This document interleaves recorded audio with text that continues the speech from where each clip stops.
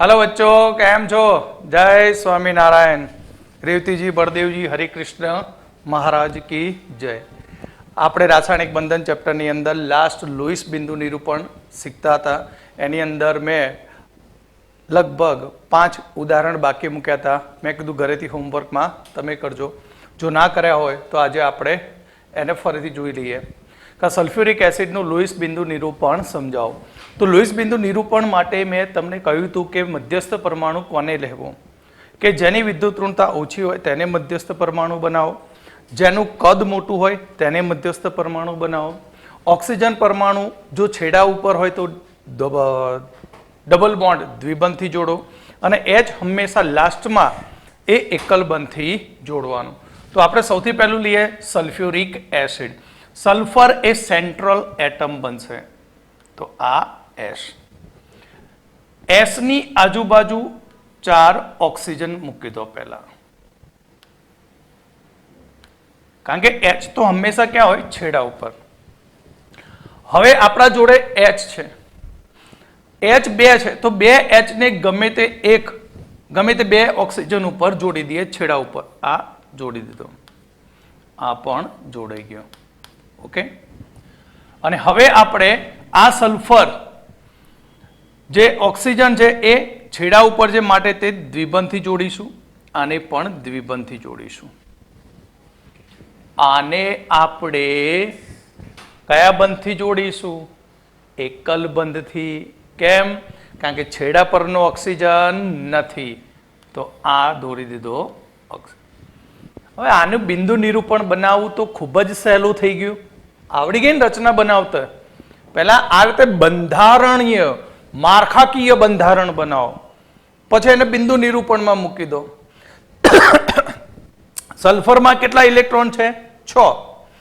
તો સલ્ફરના 6 ઇલેક્ટ્રોન, તો એક બંધમાં 2 ઇલેક્ટ્રોન હોય.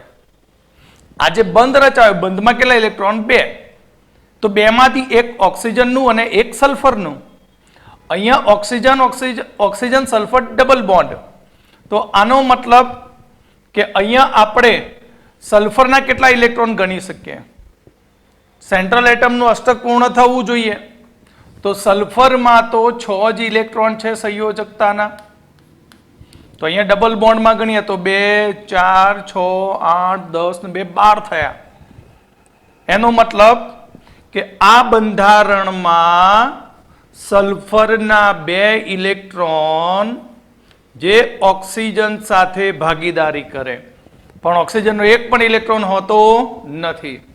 તો અહીંયા હવે આપણે ઓક્સિજનના ઇલેક્ટ્રોન મૂકીશું. 1, 2, 3, 4, 5, 6. ઓક્સિજનનું અષ્ટક પૂર્ણ. અહીંયા ઓક્સિજન મૂકી દઈએ તો તેના ઇલેક્ટ્રોન 1, 2, 3, 4, 5, 6. ઓકે. હવે આપણે એકલ બંધ ધરાવતો ઓક્સિજન લઈએ.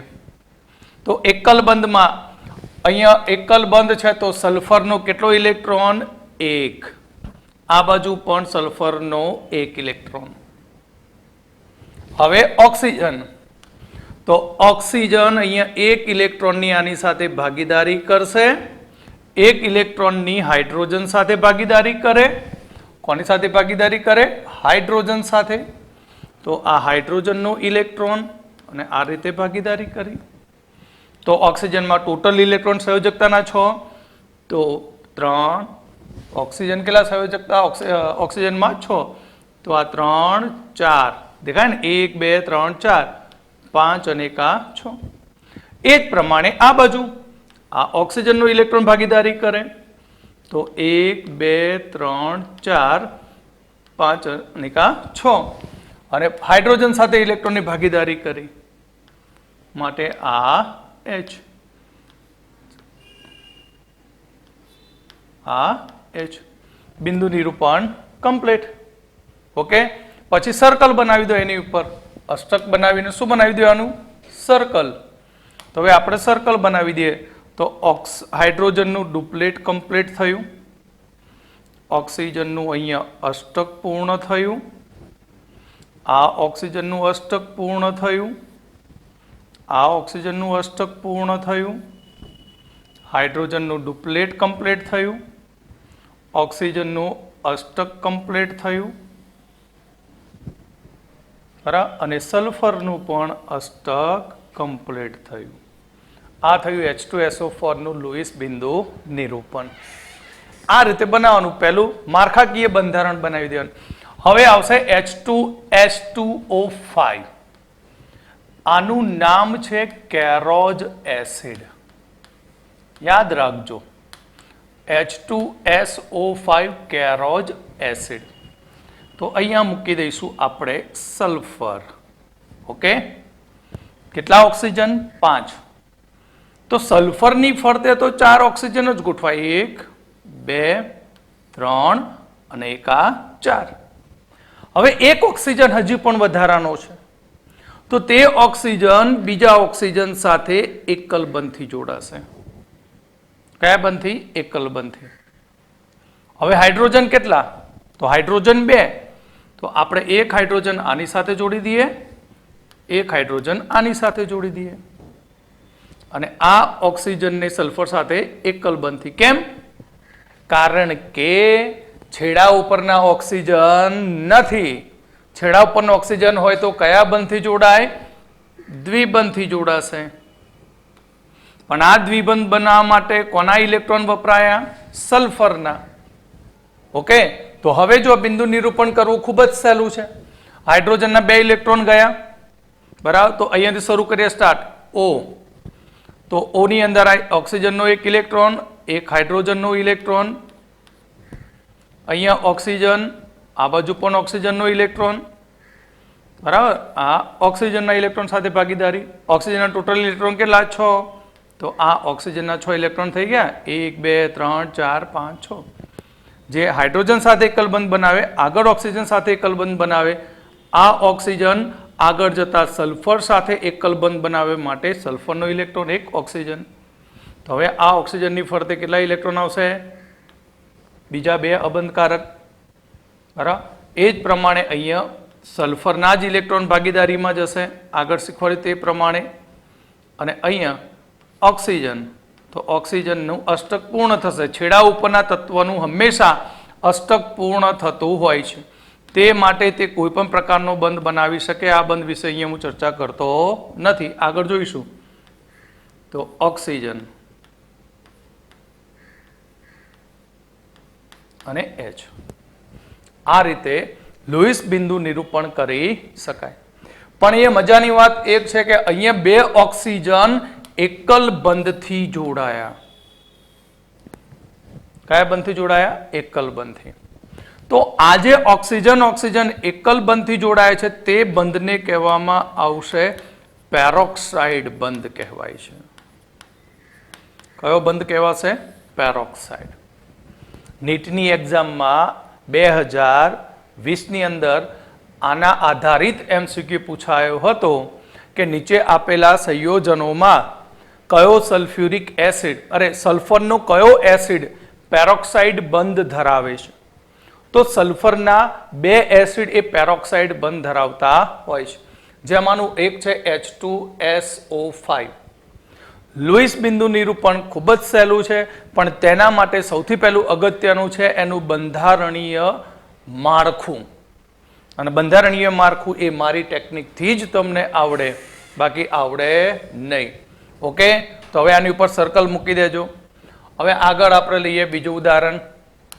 હવે લઈશું H2S2O8. આને કહેવામાં આવે છે માર્શલ એસિડ. કયો એસિડ? Marshall acid. હવે સલ્ફર તમે જુઓ તો હું ફક્ત બંધારણીય માળખું જ બનાવીશ. અહીંયા સલ્ફર કેટલા છે? તો 2 સલ્ફર, 1 અને 1 આ બીજો. કેટલા ઓક્સિજન? ટોટલ 8. તો આગળ શીખવાડ્યું તે પ્રમાણે એક સલ્ફરની આસપાસ કેટલા ઓક્સિજન? 4. તે જ પ્રમાણે આ સલ્ફરની આસપાસ પણ કેટલા ઓક્સિજન? 4. ગોઠવાઈ ગયા. તો હવે ઓક્સિજન, તો આ બંધારણમાં કે ભાઈ અલગ અલગ ભાગ નથી, જેમાં અહીંયા 2 ઓક્સિજન છે એ બંધ વડે જોડાઈ જાય. હવે આપણા જોડે રહ્યા 2 H.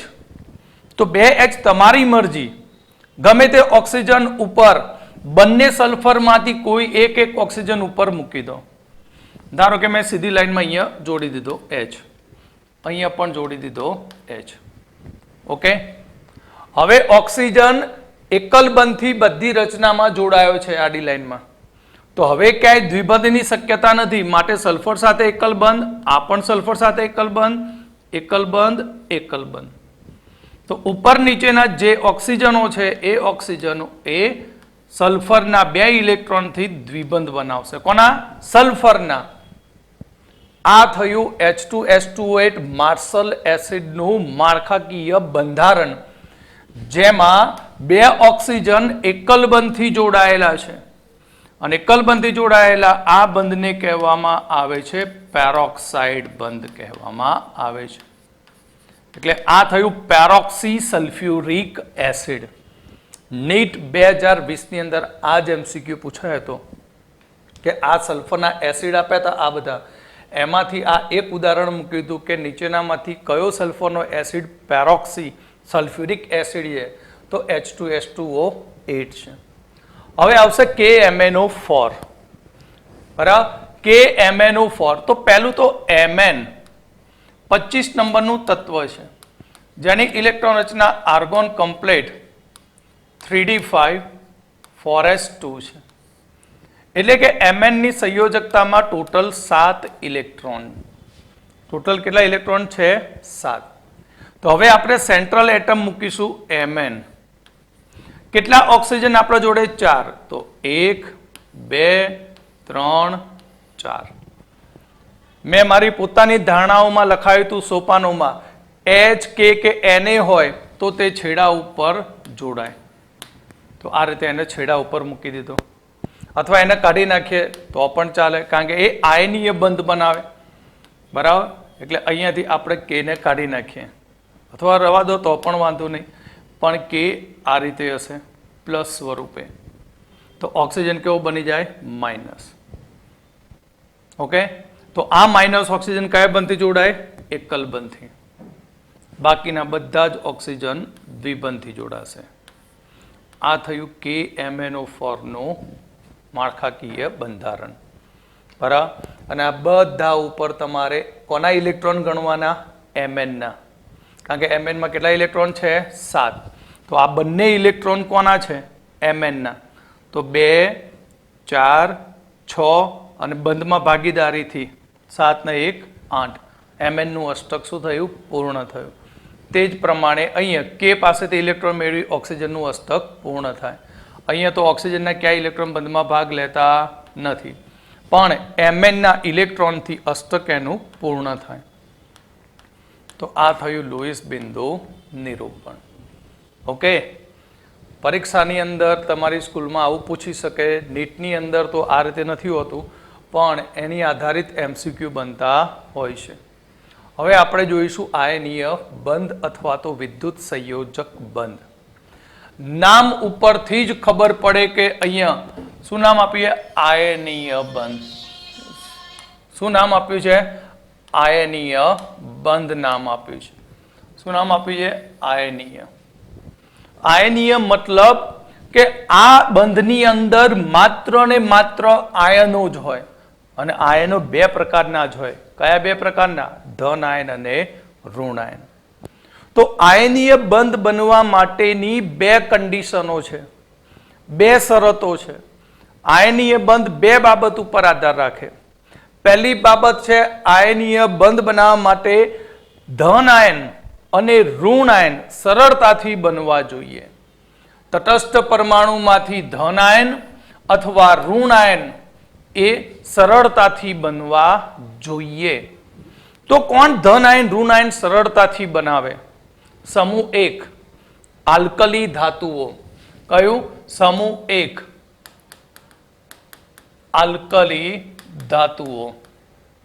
અને બીજું સમૂહ 2 આલ્કલાઇન અર્થ ધાતુઓ।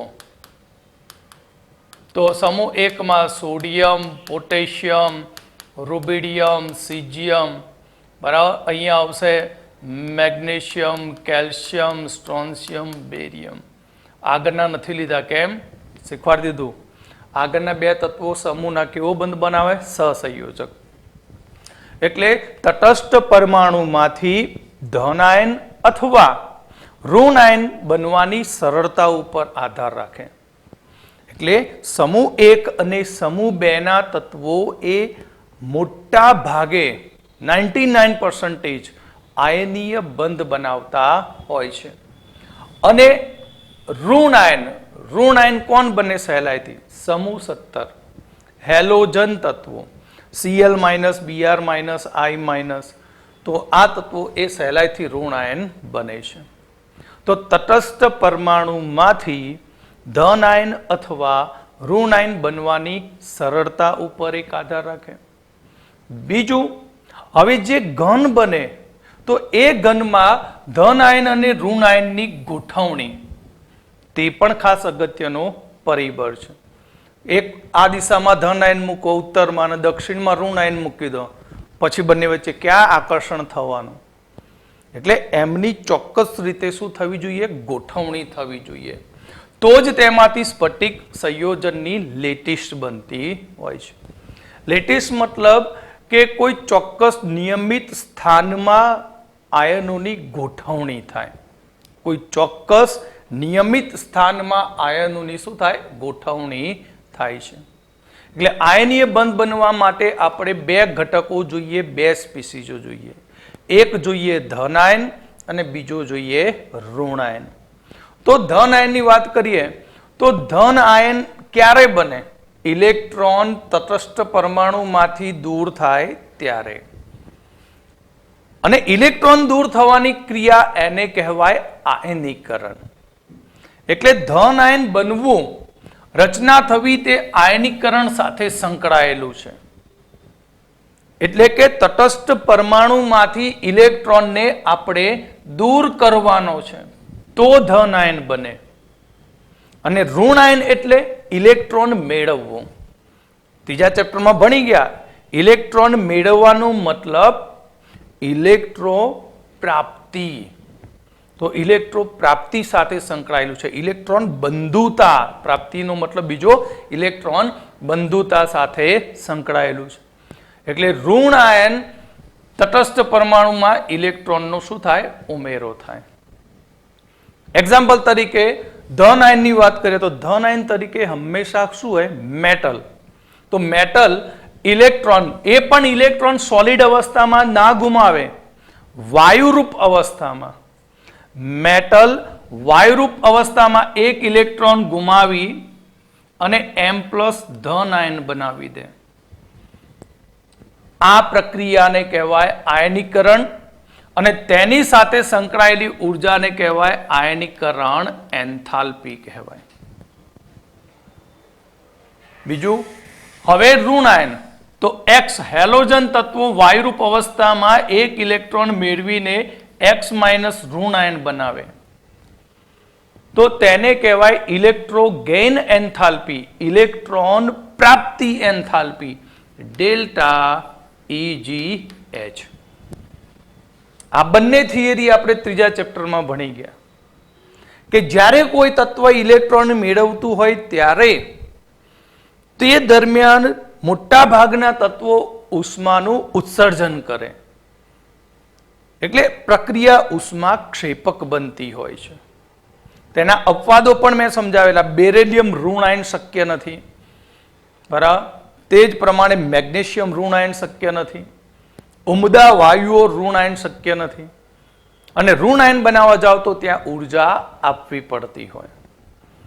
એટલે ઇલેક્ટ્રો પ્રાપ્તિ એન્થાલ્પીમાં બે શક્યતા બનતી હોય.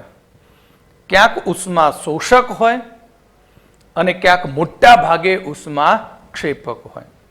પણ આપણે અહીંયા આયનીય સંયોજન બનાવીએ છીએ એટલે હંમેશા યાદ રાખીશું કે ઇલેક્ટ્રો પ્રાપ્તિ એન્થાલ્પીનું મૂલ્ય નેગેટિવ હોય. એટલે પ્રક્રિયા કેવી બનતી હોય છે? ઉષ્મા ક્ષેપક પ્રક્રિયા બને છે.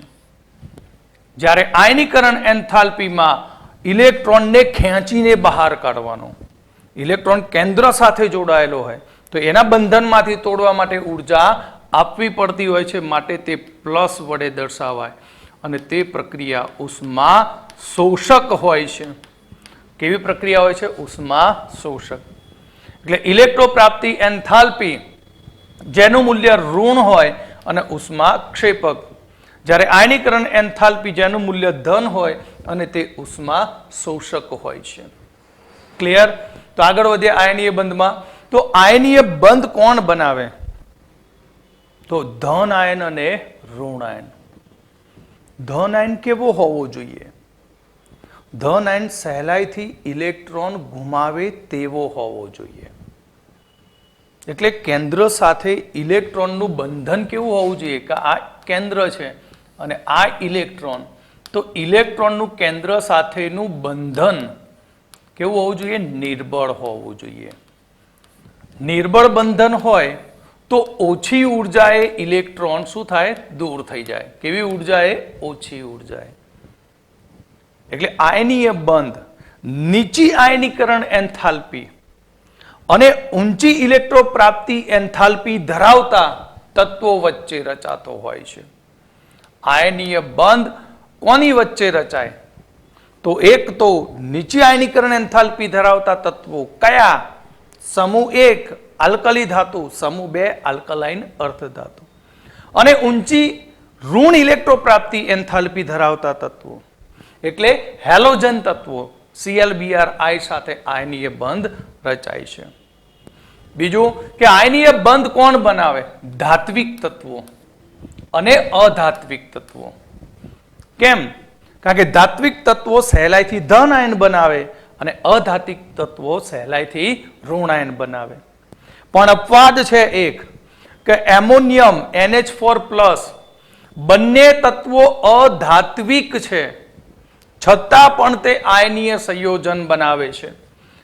એક્ઝામ્પલ તરીકે NH4Cl, બરાબર, NH4 twice SO4, બરાબર. આ અપવાદ છે.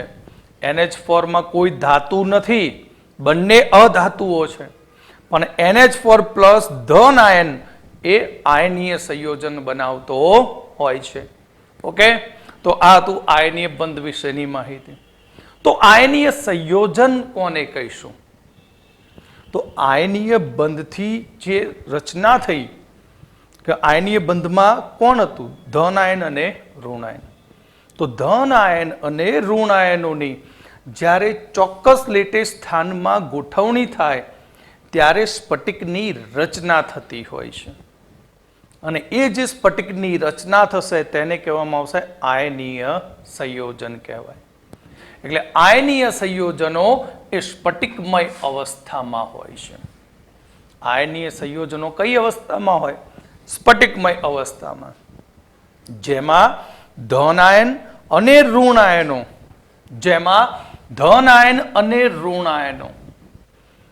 ધન અને ઋણ વચ્ચે એક ઇલેક્ટ્રોસ્ટેટિક ફોર્સ લાગે. ઇલેક્ટ્રોસ્ટેટિક ફોર્સ મતલબ કે ધન આયન અને ઋણ આયનની વચ્ચે ત્યાં કુલંબિક આકર્ષણ બળ લાગતું હોય છે. અને આ કુલંબિક આકર્ષણ બળ એકબીજા સાથે જકડી રાખે અને તેની ત્રિપરિમાણમાં ગોઠવણી કરે ત્યારે જે રચના બને તેને કહેવામાં આવશે સ્ફટિકમય અવસ્થા. તો આયનીય સંયોજનમાં ધન આયન અને ઋણ આયન જે કુલંબિક આકર્ષણ બળ વડે એકબીજા સાથે જકડાય અને તેમની ક્રમબદ્ધ રીતે ત્રિપરિમાણમાં ગોઠવણી થાય તો તેને આયનીય સંયોજન કહેવાય. તેનું પણ આપણે સ્ટ્રક્ચર જોઈશું હમણાં જ. તો અહીં આજે આયનીય સ્ફટિકમય રચના બની એ સ્ફટિકમય રચના 3 બાબત ઉપર આધાર રાખે. આયનોના કદ ઉપર, તેમની પેકિંગ રચના ઉપર અને કેટલાક અન્ય પરિબળો ઉપર આધારિત છે. અહીંયા ત્રિપરિમાણમાં ધન આયન અને ઋણ આયનની ગોઠવણી થવી એ 3 બાબત ઉપર આધારિત છે. જેમાં એક છે આયનોનું કદ, બીજું તેમની પેકિંગ ક્ષમતા અને ત્રીજું અન્ય પરિબળો છે. એક્ઝામ્પલ તરીકે આપણે NaCl ની વાત કરીએ તો NaCl ની આ સ્ફટિક લેટેસ્ટ રચના જેમાં ચોક્કસ અંતરે ધન આયન અને ઋણ આયન એકબીજા સાથે આકર્ષણ બળ વડે જોડાયેલા છે, જેમાં અહીં જે મોટા કદના છે તે Cl માઇનસ. જો એક Cl પછી Na, પછી Cl, બરાબર, પછી પાછો Na, પછી Cl, Na, Cl, Na, Cl, Na, Cl, Na, Cl. આ રીતે ધન આયન અને ઋણ આયન ક્રમબદ્ધ રીતે તેમની શું થતી જાય? ગોઠવણી થતી જાય. અને તેમની વચ્ચે કયું આકર્ષણ બળ હોય? તો તેમની વચ્ચે હોય એક કુલંબિક આકર્ષણ બળ. કયું આકર્ષણ બળ? કુલંબિક આકર્ષણ બળ, ઇલેક્ટ્રોસ્ટેટિક ફોર્સ હોય. અને એ ફોર્સ દ્વારા તેઓ એકબીજા સાથે મજબૂતાઈથી જોડાયેલા રહે છે. આયનીય સંયોજનની અંદર એક અગત્યની વ્યાખ્યા છે આઇસોમોર્ફસ. કયું? આઇસોમોર્ફસ. આઇસોમોર્ફસ કોને કહીશું? કે જે આયનીય સંયોજનની સ્ફટિક રચના સમાન હોય તેને આઇસોમોર્ફસ કહેવાય. આઇસોમોર્ફસની અંદર તમે જે આયનીય સંયોજનો લીધા હોય તેમાં બંને ધન આયનોના ઇલેક્ટ્રોન રચના સરખા હોય. બંનેમાં ઇલેક્ટ્રોન રચના કેવો હોય? સરખો હોય. જેમ કે NaClO4 માઇનસ, બરાબર. એક્ઝામ્પલ તરીકે આપણે અહીંયા જોઈએ NaClO4 માઇનસ, તો બનશે શું? Na plus ClO4 minus. Na plus તો ઇલેક્ટ્રોન રચના શું થાય? એની કમ્પ્લીટ નિયોનના જેવી થઈ જશે. 10 થઈ ગયા ને, સોડિયમ 11, એક ઇલેક્ટ્રોન ગુમાવે એટલે નિયોન બની જાય. એ જ પ્રમાણે MgSO4, Mg2 પ્લસ અને SO4 માઇનસ. Mg માં 12 ઇલેક્ટ્રોન, 2 ઇલેક્ટ્રોન ગુમાવી દીધા, કેટલા ઇલેક્ટ્રોન થયા? 10. કોના જેવી રચના? નિયોન જેવી. આઇસોમોર્ફસની અંદર ધન આયનો હોય તો એ ધન આયનોની ઇલેક્ટ્રોન રચના સરખી હોય, પરંતુ ઋણ આયનો જે હોય એ ઋણ આયનમાં ઇલેક્ટ્રોનની સંખ્યા સમાન ન હોય, પણ તેમના સંકરણ સમાન હોય. તેમના શું સમાન હોય? સંકરણ સમાન હોય છે. કેવી રીતે સંકરણો સમાન છે એ આપણે આગળ ભણીશું. તો આયનીય સંયોજનની અંદર અહીં ઇલેક્ટ્રો પ્રાપ્તિ એન્થાલ્પી અને આયનીકરણ એન્થાલ્પી ના મૂલ્યનો સરવાળો ધન હોય. આપણે હમણાં જ કહ્યું electro gain enthalpy delta EGH negative હોય અને ડેલ્ટા આયોનાઇઝેશન એનર્જી પોઝિટિવ હોય છે. પણ જ્યારે બંનેનો સરવાળો કરીએ તો તેનો આન્સર પોઝિટિવ મળતો હોય છે. કેવો જવાબ મળતો હોય? પોઝિટિવ. પરંતુ સ્ફટિકની સ્થાયીતા જ્યારે તેની સ્ફટિક લેટિસની રચના થાય ત્યારે તેમાંથી ઉર્જા મુક્ત થવાને કારણે હોય છે. ભલે આપણે અહીંયા Na પ્લસ ને ઇલેક્ટ્રોન દૂર કરવા માટે કોઈ ચોક્કસ ઉર્જા આપી દીધી અને એ પ્લસ છે, Cl એ ઇલેક્ટ્રોન મેળવી ઉર્જા બહાર ફેંકી દીધી, બરાબર, પણ બંને ઉર્જાનો સરવાળો કરીએ તો જવાબ તો પ્લસ આવે. પણ ભાઈ જ્યારે બે આકર્ષણ બળથી એકબીજા સાથે મજબૂતાઈથી જોડાય ત્યારે સ્ફટિક રચના થાય ત્યારે તેમાંથી ચોક્કસ લેટેસ્ટ સર્જન એન્થાલ્પીનું શું થાય? ઉત્સર્જન થાય. અને એ ઉત્સર્જિત ઉર્જાનું મૂલ્ય એ નેગેટિવ હોય અને ઋણ થવાને કારણે આયનીય સંયોજનો સ્થાયી બનતા હોય છે. સમજ્યા? ભલે ઇલેક્ટ્રોનને દૂર કરવા માટેની ઉર્જા પ્લસ આપી, ઇલેક્ટ્રોન મેળવવાની ઉર્જા માઇનસ થઈ, બંનેના મૂલ્યોનો સરવાળો કરી દીધો, જવાબ મળ્યો આપણને પ્લસ, પણ એના ઉપર ધ્યાન નહીં રાખવાનું. ધ્યાન કોના ઉપર રાખવાનું? પ્લસ માઇનસ બન્યા પછી જ્યારે બંને આકર્ષણથી નજીક આવે ત્યારે ઉર્જાનું શું કરી દે? પાછું નવું ઉત્સર્જન કરે અને એ મુક્ત થતી ઉર્જા એ તેને સ્થાયિત્વ આપતી હોય છે. ઉદાહરણ તરીકે NaCl ની રચના કરીએ તો Na ગેસમાંથી Na પ્લસ ગેસ બને. NaCl ની અંદર Na+ ગેસ બને ત્યારે તેની આયનીકરણ એન્થાલ્પીનું મૂલ્ય 495.8 કિલો જૂલ પ્રતિ મોલ છે. જ્યારે Cl ઇલેક્ટ્રોન મેળવે અને Cl- બનાવે ત્યારે તેની ઇલેક્ટ્રોગેન એન્થાલ્પીનું મૂલ્ય -348.7 કિલો જૂલ પ્રતિ મોલ છે. Na માંથી ઇલેક્ટ્રોન દૂર કરવા માટે 495.8 કિલો જૂલ ઉર્જા આપી. જ્યારે Cl ઇલેક્ટ્રોન મેળવે ત્યારે ઉર્જા શું કરે? બહાર ફેંકે. તો મેળવેલી અને ઉત્સર્જિત થયેલી ઉર્જાનો સરવાળો કરે તો 147.1 કિલો જૂલ મળશે.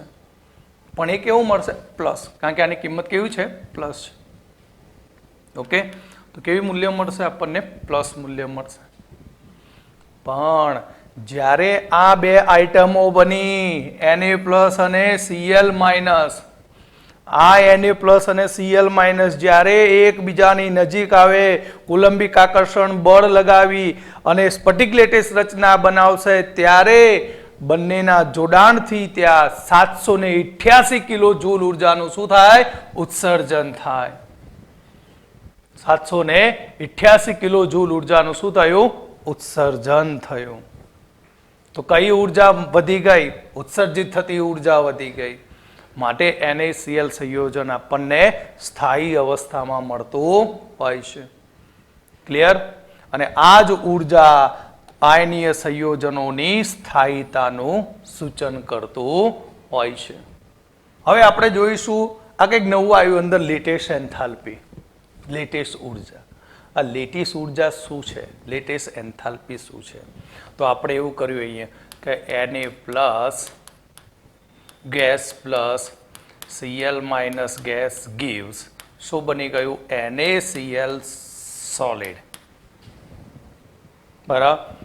આ NaCl સોલિડ બન્યો ત્યારે લેટેસ્ટ ઉર્જાનું ઉત્સર્જન થયું અને એ ઉત્સર્જિત થતી લેટેસ્ટ એન્થાલ્પી જેનું મૂલ્ય 788 કિલો જૂલ પ્રતિ મોલ છે. ઓકે, NaCl બને ત્યારે કેટલી ઉર્જા ઉત્સર્જિત થઈ ઘન અવસ્થામાં? 788 કિલો જૂલ પ્રતિ મોલ. આ જ ઉર્જાને કહેવાય લેટિસ ઉર્જા. બરાબર, આ જ ઉર્જાને કહેવાય લેટિસ ઉર્જા. અને અવળા કાનથી પકડો તો પણ એ જ વસ્તુ. સીધા પકડો કાન એટલે NaCl બને ત્યારે આટલી ઉર્જાનું શું કર્યું? ઉત્સર્જન કર્યું. બરાબર. તો લેટિસ એન્થાલ્પીની વ્યાખ્યા આનાથી ઊંધી પણ આપી શકાય. 1 મોલ ઘન NaCl માંથી 1 મોલ ઘન NaCl માંથી ધન આયન અને ઋણ આયનને વાયુરૂપ અવસ્થામાં ફરી પાછા છૂટા પાડવા માટે આપવી પડતી ઉર્જાને કહેવામાં આવશે લેટિસ ઉર્જા અથવા તો લેટિસ એન્થાલ્પી. તો NaCl માંથી Na+ અને Cl- ને ગેસિયસ સ્ટેટમાં અનંત અંતરે મોકલવા કેટલી ઉર્જા આપવી પડશે? 788 કિલો જૂલ પ્રતિ મોલ. તો બે રીતે વ્યાખ્યા અપાય. વાયુરૂપ અવસ્થામાં 1 મોલ Na+ ધન આયન અને 1 મોલ Cl- ઋણ આયન એકબીજા સાથે કુલંબિક આકર્ષણ બળ વડે જોડાઈને NaCl સ્ફટિકની રચના કરે ત્યારે ઉત્સર્જિત થતી ઉર્જાને લેટિસ ઉર્જા કહેવામાં આવે છે. બુક્સમાં આ રીતે વ્યાખ્યા નથી. બુકની અંદર તમારી વ્યાખ્યા આનાથી વિરુદ્ધ છે. શું કહે છે કે 1 મોલ આયનીય ઘન સંયોજનમાંથી ધન આયન અને ઋણ આયનની વાયુમય અવસ્થામાં અનંત અંતરે દૂર કરવા માટેની જરૂરી ઉર્જાને લેટિસ ઉર્જા કહેવામાં આવે છે. આ વખતે ઉર્જા કેવી બને? પોઝિટિવ બને. શું લખ્યું છે?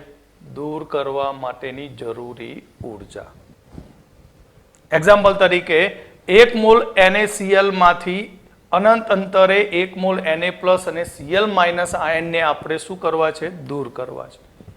તો આ માટે કેટલી ઉર્જા આપવી પડશે? તો પ્લસ 788 કિલો જૂલ પ્રતિ મોલ ઉર્જાની જરૂર પડે છે. આ લેટેસ્ટ એન્થાલ્પી ટોપિક બહુ જ મજાનો છે.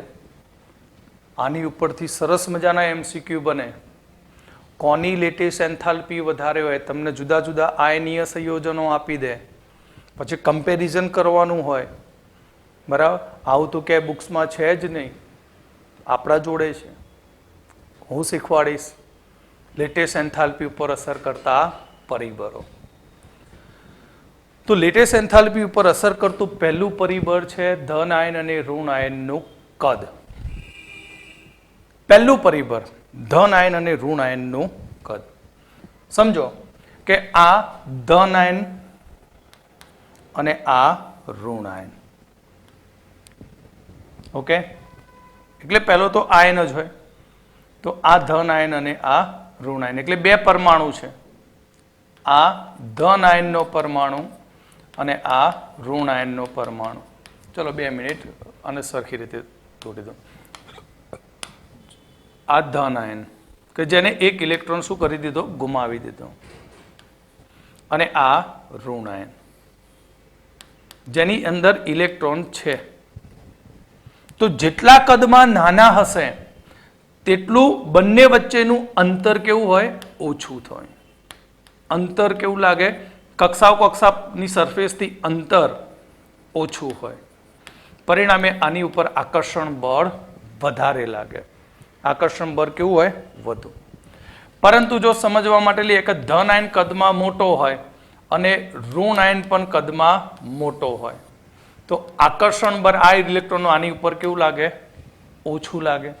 કેમ? ડિસ્ટન્સ શું થાય, વધી જાય. એટલે પહેલું પરિબળ એવું છે કે જેમ ધન આયન અને ઋણ આયનના કદ નાના હોય તેમ તેમની વચ્ચે આકર્ષણ બળ વધુ હોય, અને જેટલું આકર્ષણ બળ વધુ હોય તેટલી લેટેસ્ટ એન્થાલ્પીનું મૂલ્ય વધારે હોય, અને આવા સંયોજનોની આયનીય લાક્ષણિકતા પણ વધુ હોય છે.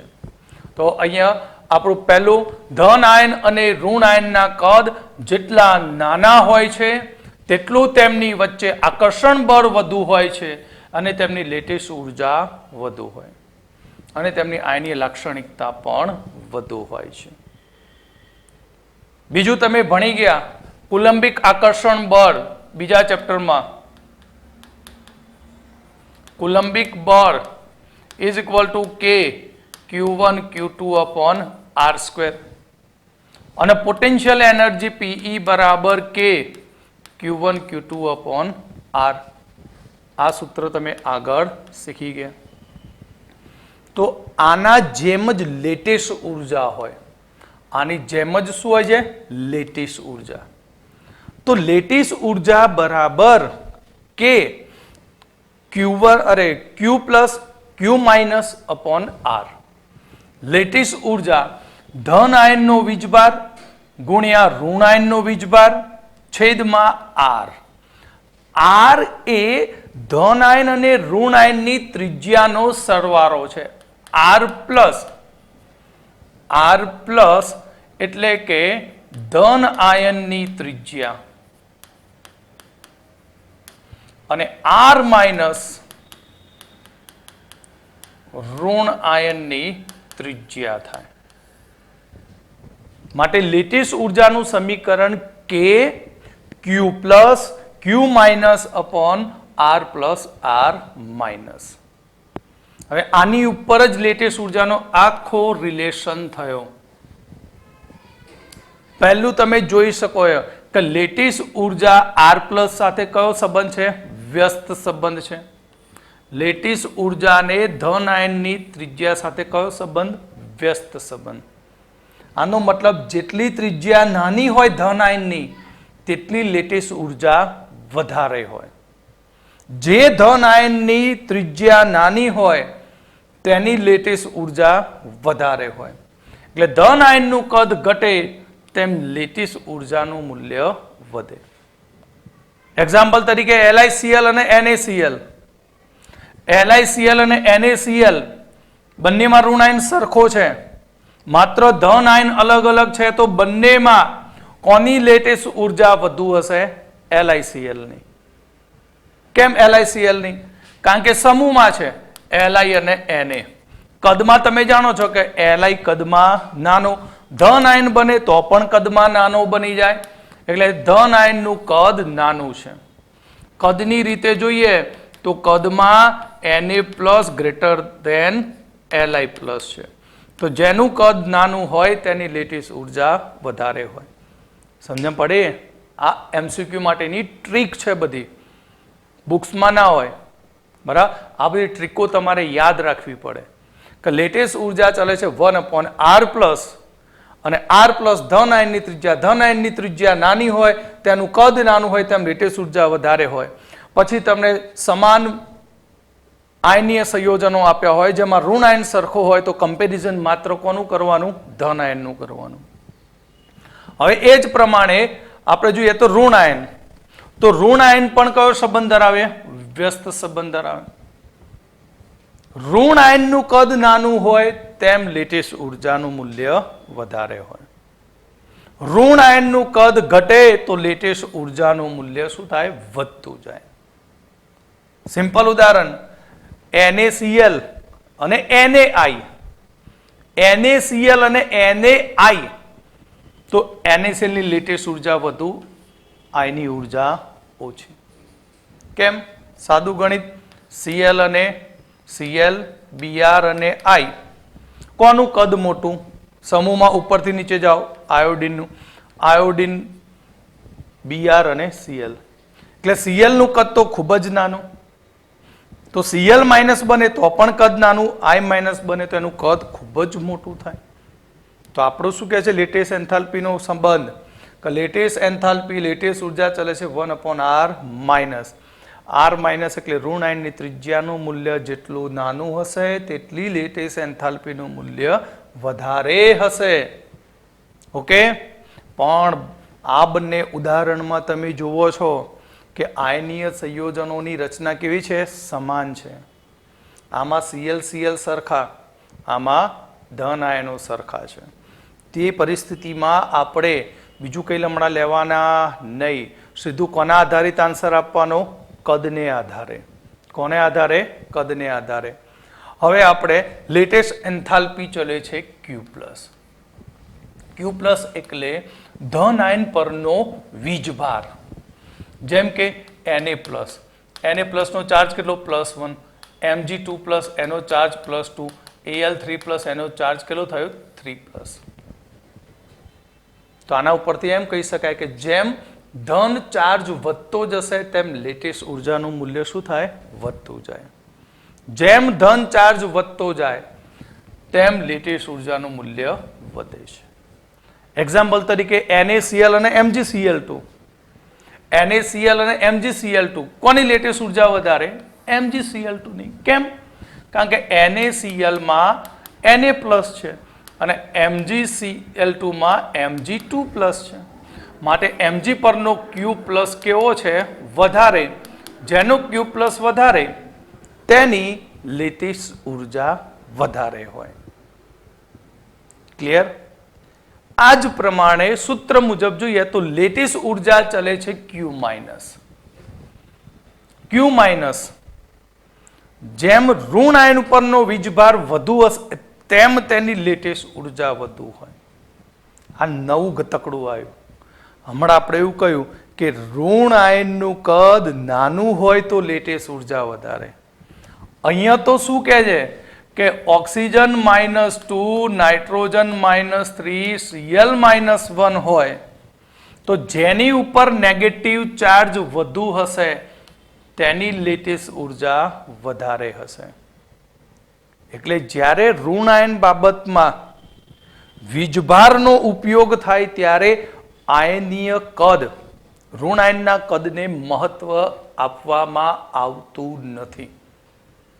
યાદ રાખજો મારા શબ્દો કે જ્યારે કોઈ આયનીય સંયોજનનું કમ્પેરિઝન કરતા હોય અને જો ધન આયન સરખો ન હોય, બંનેમાં ધન આયન સમાન ન હોય અથવા તો સમાન હોય, પરંતુ તે સમયે આપણે ઋણ આયનના વીજભારને વધુ મહત્વ આપીએ છીએ કારણ કે ચાર્જ આયનો ઉપર અલગ અલગ છે. તો ઋણ આયનના કદ કરતા ઋણ આયન પરનો વીજભાર વધુ અગત્યનો બને છે. ઉદાહરણ તરીકે Al2O3 અને Aln. તો AlN ની લેટેસ્ટ એન્થાલ્પી વધારે. અહીંયા આપણા જોડે છે Al3+ અને ઓક્સિજન -2. અહીંયા છે બંનેમાં Al3+ અને N-3.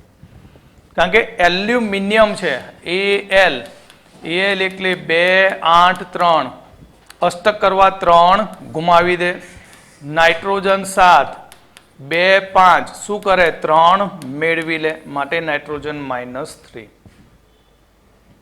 તો યાદ રાખજો કઈ પરિસ્થિતિમાં આયનની ત્રિજ્યા યુઝ કરવી અને કઈ પરિસ્થિતિમાં વીજભાર. સમજો બરાબર. તો પહેલું 2 મિનિટ આને ઇરેઝ કરી દો કે જ્યારે આયનીય સંયોજનમાં ધન આયન અને ઋણ આયન પરના વીજભાર સમાન હોય ત્યારે ફક્ત આયનોના કદ ઉપરથી જ લેટેસ્ટ ઉર્જા ગણવી. પણ જ્યારે ઋણ આયનો ઉપરના વીજભાર અલગ અલગ હોય તો ત્યારે આપણે ઋણ આયનના વીજભાર પરથી એની લેટેસ્ટ ઉર્જા નક્કી કરીશું. ધન આયન અથવા ઋણ આયન પરના વીજભાર અલગ અલગ હોય તો ત્યારે આપણે આયન પરના વીજભાર પરથી તેની લેટેસ્ટ ઉર્જા નક્કી કરીશું. આપણે ઉદાહરણ જોઈએ ને કે LiCl અને NaCl બરાબર, બીજું NaCl અને MgCl2. તો અહીંયા ચાર્જ +1 -1 +1 -1. તો આનો આન્સર આપણે કદ ઉપરથી આપ્યો કે Li+ નું કદ નાનું છે માટે તેની ત્રિજ્યા મોટી છે.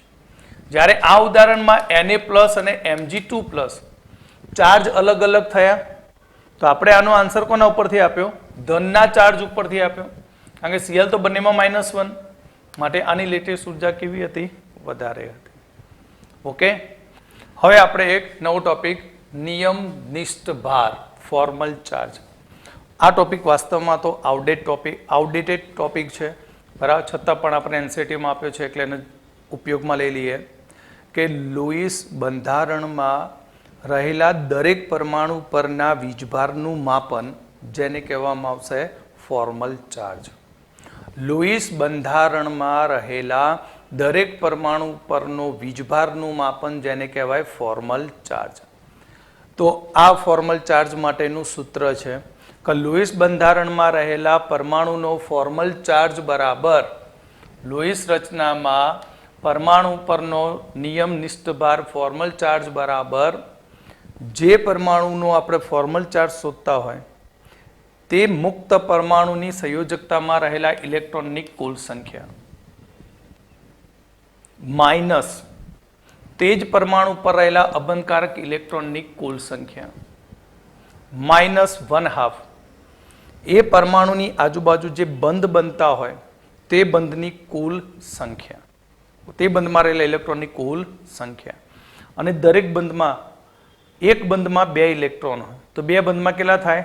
4. 3 બંધ હોય તો કેટલા થાય? 6. તો આને સમજવા માટે આપણે ઉદાહરણ તરીકે લઈશું O3 ઓઝોન.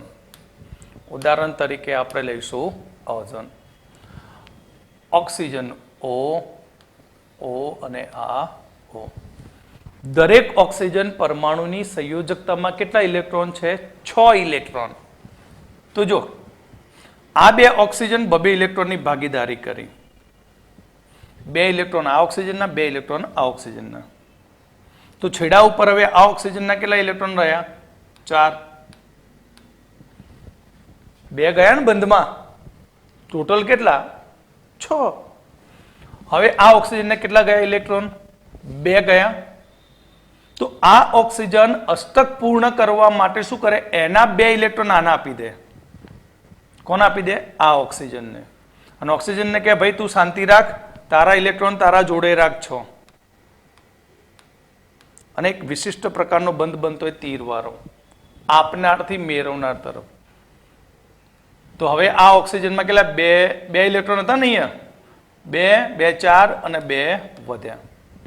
આ થયું ઓઝોનનું બંધારણ. હવે આ બંધારણની અંદર દરેક ઓક્સિજન ઉપરનો આપણે ફોર્મલ ચાર્જ શોધવો હોય. આનો ચાર્જ શોધવો હોય, નંબર 2 નો અને નંબર 3 નો. કેવી રીતે શોધવાનો?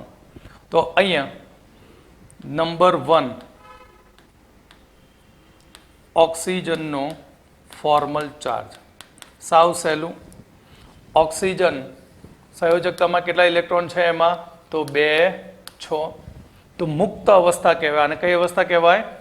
મુક્ત અવસ્થા. તો 6 ઇલેક્ટ્રોન માઇનસ અબંધકારક કેટલા થયા? તો તેના અબંધકારક ઇલેક્ટ્રોન 2 છે. કેટલા અબંધકારક ઇલેક્ટ્રોન? 2 માઇનસ 1/2. બંધ કેટલા થયા? તો કેટલા બંધ? તો 1. તો આમાં 2 ઇલેક્ટ્રોન, આ બીજો બંધ રચાયો 2, આ બીજો બંધ રચાયો 2. તો કેટલા ઇલેક્ટ્રોન ટોટલ? 6. માટે 6 માઇનસ 2 માઇનસ 3 માઇનસ 5 માઇનસ 5 6 માંથી જાય તો +1. માટે આ ઓક્સિજન ઉપરનો ચાર્જ +1. ઓકે. હવે આપણે નંબર 2 ની વાત કરીએ. ચલો એમને એમ. નંબર 2 નંબરના ઓક્સિજનનો Fc ચાર્જ. તો 2 નંબરના ઓક્સિજનમાં મુક્ત અવસ્થામાં કેટલા ઇલેક્ટ્રોન? 6. લોન પેર કેટલા? 2. તો એકમાં કેટલા ઇલેક્ટ્રોન? 1 2 3 અને 4. 4 અબંધકારક ટોટલ ઇલેક્ટ્રોન -1/2. બંધમાં કેટલા ઇલેક્ટ્રોન? 2 ને 2 4. બરાબર. તો શું થશે? 6 - 4 - 2. તો આન્સર 0. એટલે આની ઉપરનો ચાર્જ 0 છે. હવે નંબર 3, ત્રીજા નંબરનો ઓક્સિજન. નંબર 3 ઓક્સિજનનો ફોર્મલ ચાર્જ. તો ઓક્સિજનની સંયોજકતામાં 6 ઇલેક્ટ્રોન. લોન પેર કેટલા? 1 2 3 4 5 6. એટલે અબંધકારક 6 ઇલેક્ટ્રોન -1/2. બંધમાં કેટલા ઇલેક્ટ્રોન છે? 2. દેખાય ને 2? તો અહીંયા 6 - 6 - 1. તો આન્સર આપશે -1. તો આના ઉપરનો ચાર્જ કેટલો થશે? -1 થશે. કેવો થશે? -1. ઓકે. હવે પછીનું જે નેક્સ્ટ લેક્ચર છે એ વેરી મોસ્ટ IMP, જે તમારા 12 સાયન્સમાં પણ ઉપયોગી બનશે. તમને હું સંસ્પંદનમાં કેવી રીતે બંધ ક્રમાંક શોધવો તે શીખવાડીશ. કોઈ પ્રકાશકમાં નહીં મળે. નીટમાં પૂછાઈ ગયેલા છે MCQ આના આધારિત, અને JEE-માં પણ. જે તમારે અચૂક મારું હવે પછીનું લેક્ચર જોવું જ પડશે. ઓકે.